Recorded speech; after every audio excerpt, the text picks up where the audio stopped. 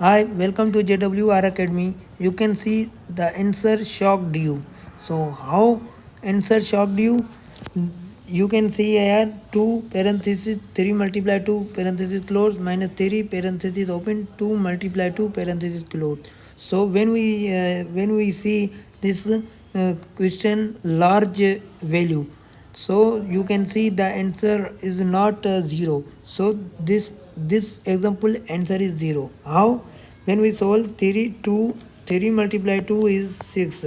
Okay, and minus 3 2 multiply 2 is 4. Okay, now we simplify 2 multiply 6. This example mean this parenthesis is act as a multiplication. And we also said in previous video. 2 it means this parenthesis act as a multiplication. Okay, 2 multiply 6 is 12 and minus 3 multiply 4 is 12. So 12 minus 12 is equal to 12 minus 12 is equal to 0. So this is the answer is whole separate question answer is 0.